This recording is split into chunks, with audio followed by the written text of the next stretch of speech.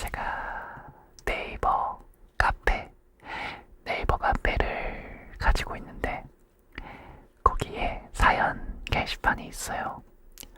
그 사연 게시판에 사연 올려주시면 라이브 방송에서 제가 읽어드리고, 그리고 고민 사연의 경우는 고민 상담도 해드리고, 그냥 일상 오늘 어떤 일이 있었다라고 이렇게 남겨주시면 소소한 일상도 제가 같이 읽으면서 편안한 시간 보내봐요.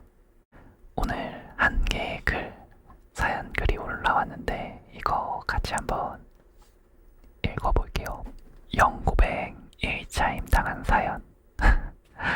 갑자기 슬퍼지네. 일단 익명으로 읽어드릴게요. 안녕하세요. 전 올해 중학교 1학년인 사람입니다. 제가 들려드릴 사연은 제목에서 보시다시피 영고백 1차임 당한 사연입니다. 지금 바로 시작하겠습니다. 귀여우시다. 때는 바야흐로 제가 초4일 때 일입니다. 제가 여느 때처럼 밥을 먹고 있었어요. 그리고 밥을 먹고 제가 당시 좋아하던 아이가 있었어요. 그 애가 갑자기 절 불러 세우고는 포스트잇을 주는 거예요. 그래서 그거를 읽었더니 뭐라 했는지 아세요? 난 너 같은 스타일의 여자애는 싫어 라고 하는 거예요. 그래서 좀 속상해서 울었는데 여기서 사연이 시작됩니다. 제가 친구가 꽤 많단 말이에요. 그래서 그 친구들 중 한 명에게 야, 나 강호 좋아한다 라고 했어요. 여기서 강호는 그냥 좋아하던 애 이름, 나 강호 좋아한다 라고 친구한테 말했는데, 쉬는 시간에 그래서 그 친구가 강호에게 말해버렸어요. 아니, 둘만 이렇게 알고 지내야지 그거를 또 그대로 갔다가 얘기해줬단 말이야. 그래서 어떻게 됐지? 그래서 그렇게 됐다. The end. 그 친구, 그 남자애는 뭐라고 했는데요? 그래서 아까 그 남자애가 나 너 같은 여자애 싫어라고 포스트잇에 적어준 거구나. 제 인생 불쌍하죠? 그런데 이렇게 살고 있잖아요. 저처럼 차여서 슬퍼하진 마시고 좋아하던 애의 코를 밟아주세요. 그럼 마음이 편해집니다. 그럼 여기서 end, END. 진짜 이거는 근데 그 친구가 좀 너무했다. 아니, 나랑 그 친구랑 나에 대한 이야기를 했는데 그거를 다른 사람한테 이렇게 떠들고 다닌 거잖아요. 어떻게 보면은. 근데 그게 내가 좋아하는 애가 누가 있다 라고 했더니 그 좋아하는 애한테 야, 누구누구가 너 좋아한대. 너무해. 이거는 친구가 잘못했네요. 얘기를 해주면 안 되고, 그런 얘기를 해준 친구한테 둘이 같이 이야기하면서 고민하고 대화하고 그랬어야 되는데, 근데 오히려 잘 됐어요. 남자애가 너 같은 스타일 싫어라고 했지. 지금 사연 주신 분의 스타일이 나쁘다, 이상하다 그런 의미는 아니잖아요. 그거를 잘 분리해서 받아들였으면 좋겠어요. 나 너 같은 스타일 싫어. 이렇게 얘기를 하네. 나도 너를 좋아했었는데 네가 이렇게 말하는 걸 보니까 딱 정 떨어지네. 나도 너 같은 애 싫어. 오히려 그렇게 당당하게 생각해보세요. 물론 이거는 닭이 먼저냐 달걀이 먼저냐 그런 문제 같지만, 성격이 좋은 친구였다면 그것도 이쁘게 거절하는 방법을 잘 이야기했을 거예요. 사랑 고백 거절을 이쁘게 거절한다라는 거 쉽지 않지만, 그렇게 거절하면은 내가 그 상대방을 좋아하던 마음이 되게 그래도 저 상대방이 좋은 사람이었다, 인연이 아니다, 뭔가 따뜻한 느낌으로 잘 마무리되지 않나, 그런 느낌도 들고요. 근데 사실 좀 속상할 만하다, 힘껏 속상해하고 다른 더 멋진 사람 찾아봐요. 고민이 아니더라도 나 예전에 이랬었다, 남들한테 잘 이야기 못했던 거라든지 혼자서 생각하고 있는 것들이 있으면은 사연 올려주세요. 제가 이렇게 귓속말 하듯이 같이 사연 읽어드릴게요. 지금 사연 글이 하나가 더 올라왔는데 이거 하나 더 읽어볼까요? 라이브 하는 중간에 올려주셨는데, 어떤 수준에서 확신을 갖는 게 좋을까요? 제목만 봐도 뭔가 고민이 느껴지네요. 안녕하세요. 오늘 라이브 영상 보고 바로 카페에 가입했어요. 저는 요즘 취업을 준비하고 직무 산업군을 정하는 데 있어서 고민이 많은데요. 몇 가지 고려하고 있는 건 있는데 이게 정말 나에게 잘 맞을까? 내가 잘 할 수 있을까? 준비를 시작해도 괜찮을까? 이런저런 생각이 들더라고요. 진우님은 인생에서 중요한 결정이 필요한 순간에 어떻게 대처하셨는지 진우님의 이야기를 듣고 싶어요. 거창한 고민은 아니지만 같이 이야기 나눠보고 싶어서 헐레벌떡 올려봅니다. 잘 모르는 누군가의 새로운 도전을 이렇게 응원하는 마음은 또 오랜만인 것 같아요.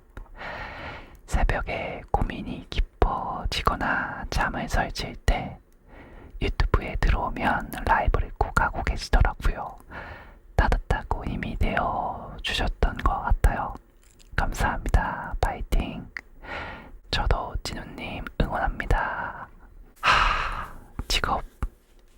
취업 준비하면서 어떤 직업으로 갈까 고민이 하는 부분, 취업 준비하면서 어떤 분야로 갈지 고민하는 부분, 그게 참 고민인 것 같아요. 진짜 어려운 고민. 저 같은 경우에는 사실 제가 초등학교 때부터도 느꼈던 건데, 초등학교 때 보면은 수업 시간에 꿈 적어서 내라는 그런 시간이 있잖아요. 장래희망 적는 거. 근데 그게 저한테는 참 어려웠어요. 왜 어려웠냐면은 내가 뭔가를 하고 싶다라는 느낌, 내가 어떤 직업을 하고 싶다라는 느낌, 그런 느낌을 받기가 쉽지가 않았거든요. 나는 그냥 뭔가 어떤 직업을 한다기보다 그냥 놀고 싶은걸. 난 지금도 되게 행복한데 약간 이런 느낌이 있었어가지고 나 나중에는 뭔가를 해야 돼, 할 거야, 이런 느낌을 잘 안 들어가지고 장래희망에 직업을 적는 거를 선뜻 못 적었어요. 게다가 저는 그런 생각을 하거든요. 내가 뭔가를 하고 싶으면은 그냥 그 막연하게 나 이거 하고 싶어 라기보다 그거에 대해서 뭔가를 알아야 내가 그거를 할지 말지 정하는데, 내가 그 직업을 잘 모르잖아요.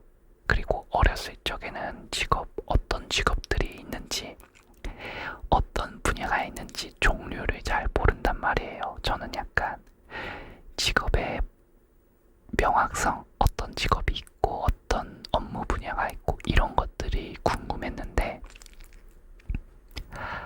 어린 나이에서는 그냥 뭐 경찰관, 소방관, 뭐 직장인 이런 느낌으로만 있지, 직장인이 어떤 느낌의 업무들이 있는지 모르니까 그때는 그냥 경찰관이라고 썼던 것 같아요. 초등학교 때는. 근데 지금 이렇게 취업을 앞두고 있고 직업군을 선택하는 데 있어서 고민하고 계신 분, 이분의 감정 저는 충분히 공감되거든요. 대학교 내가 어떤 학과를 나왔기 때문에 그 학과와 관련된 거를 찾아야지 이렇게 생각을 할 때가 있는데 중요한 결정을 앞두고 하는 고민에 있어서는 돌이켜 생각하면은 그렇게 하면 될 것 같아요. 본인이 조금이라도 관심이 있는 분야 있죠. 그런 조금이라도 관심이 있는 분야를 있을 거예요. 그럼 그 분야에 직업이 어떤 게 있을까?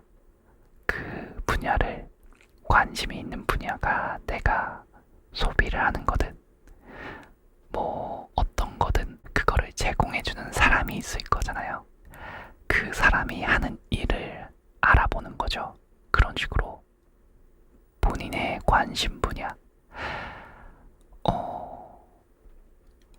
내가 어떤 거에 관심이 있어. 그러면 그 분야에 있는 사람은 어떤 업무, 어떤 일을 하고 있을까? 이런 궁금증에서 업무를 정하는 것도 좋고요. 저는 그냥 학과가 회계학과, 경영학과였어가지고 그냥 학과에 맞춰서 진로를 갔었는데 돌이켜 생각해보면은 업무 분야 말고 산업 분야도 어떤 산업을 가야 될까 이런 생각을 하잖아요. 내가 조금이라도 관심이 있는 산업 분야 그런 게 있는지 한번 생각해보고 고르시는 게 좋을 것 같아요. 혹시라도 그게 생각이 안 난다, 뭘 좋아하는지 모르겠다 싶으면은 그것도 괜찮다고 생각을 해요. 왜 괜찮냐고 생각을 하냐면 사람은 처음부터 그 사람이 좋아하는 게 있는 게 아니고 어떤 걸 한 번 하고 두 번 하고 세 번 하면서 그거가 익숙해지고 그거를 좋아하게 되고 편안해하게 되고 그렇게 되는 것 같아요. 본인이 무언가를 하고 그게 한 걸음, 두 걸음, 세 걸음 이렇게 쌓이다 보면은 불이 우거진 불밭에서 길이 생기고 두 걸음, 세 걸음 왔다 갔다 하면은 그 길이 도로가 되는 것처럼 어떤 분야든 가보고 이 길이 아니네 하면은 용감하게 다른 길도 한번 선택해 볼 수 있게끔 그런 식으로 그 길을 쭉 가야지라는 생각 하는 것도 좋지만 다양한 일을 하는 것도 방법이 있고 하니까 이거를 하는 순간 나는 이것만 해야 돼 이런 걱정은 안 하셨으면 좋겠다 이 말을 해주고 싶었어요. 첫 번째 직장이 중요해라고 하겠지만 그 첫 번째 직장보다 자기를 계속해서 어떤 식으로 발전해 나갈지 그게 더 중요한 것 같아요. 어느 직무군, 어느 산업군을 선택하든 그 일이 조금이라도 재밌게 즐겁게 하실 수 있는 일이었으면 좋겠습니다. 저는 그 말이 참 좋더라고요. 이동진 평론가님 워라벨에 대해서 이야기를 해줬었는데 감동이었어요. 그 말. 어떤 말이었냐면은 워라벨이라는 게 일이 끝나고 업무가 끝난 나의 삶을 즐기는 그 일과 개인의 삶의 밸런스가 중요하다고 하잖아요. 근데 그게 워라벨을 일하는 순간에는 내 삶이 아닌가? 일하는 순간에는 그러면 내 삶이 아닌 다른 삶을 살고 있는 건가? 그러면 되게 인생이 불행해지는 스스로를 불행하게 만드는 느낌이 든단 말이죠. 그 포인트가 있어가지고 일하는 순간 자체도 나의 인생, 삶의 하나로서 일하는 즐거움도 필요하다라는 거. 일하는 게 노력이 아니잖아요. 노동의 즐거움. 그거를 누릴 수 있는 직업군. 그거를 한번 잘 찾아 나가셨으면 좋겠습니다. 이것도 해보고 저것도 해보고 그래도 되고 한 가지 길로만 쭉 가도 되니까 용감하게 계속해서 한 걸음 한 걸음 나아가시는 거를 응원합니다. 그런 거 같아요. 우리가 고민을 왜 하죠? 좋은 선택을 내리기 위해서 고민을 하잖아요.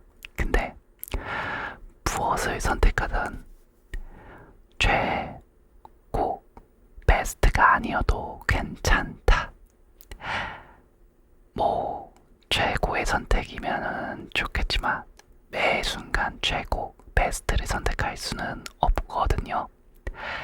그렇다면 그 확률을 계속해서 높여나가면 되죠. 지난 날을 생각하면 내 베스트 선택 많지가 않아요. 근데 베스트 선택을 향해서 계속해서 나아가는 거, 그 나아간다라는 행동, 나아가는 노력, 그게 중요한 거니까요. 차선을 선택해도 괜찮으니까 그 베스트를 골라가는 그런 눈썰미, 그런 능력치를 길러 나가봐요. 오늘 점심 메뉴 가장 맛있는 거를 먹어야 돼. 음식 메뉴 정하다 보면은 맛이 없는 거 고를 때도 있잖아요. 그러면 내일 맛있는 거 잘 고르면 되는 것처럼 우리의 인생도 오늘 좀 실수했어. 그 실수는 상관없이 그냥 내일 좋은 선택을 하는 그런 모습을 생각해봐요. 오늘 밤 고민이 이렇게 많다. 내일 점심에 맛있는 거 먹으면서 기분 전환 한번 해보시면 어떨까요? 전 여친 있는 법 좀 알려주세요. 2년 전에 헤어졌는데 아직도 생각나요. 헤어진 연인 있는 방법. 솔직히 말씀드려요. 헤어진 연인 못 잊어요. 팩트입니다. 헤어진 연인은 못 잊어요. 하지만 헤어진 연인 때문에 새로운 사람이 오는 자리를 맡아두지는 마세요. 지난 시간이잖아요. 이야기해주신 분의 그 시간은 지난 시간이란 말이에요. 근데 지금의 시간에 지난 시간을 계속 덮어쓰기를 하면은 새로운 사람이 와도 이미 덮어쓰여진 오늘이라는 시간 때문에 새로운 사람이 올 자리가 안 납니다. 있는 게 중요한 게 아니라 지난 시간을 오늘이라는 시간으로 덮어쓰기를 하지 말라라는 거죠. 책을 읽는데 지금 읽고 있는 페이지를 읽고 있잖아요. 이거는 오늘이라는 페이지고요. 한 페이지를 넘겼죠. 그러면 지난 페이지는 거기 그대로 있어요. 그러니까 지난 페이지는 그 자리에 그대로 있으니까 잊기 힘들고 어렵더라도 오늘이라는 페이지에 지난 시간을 계속 다시 펼쳐보면서 오늘을 지난 시간으로 채우지 않았으면 좋겠습니다.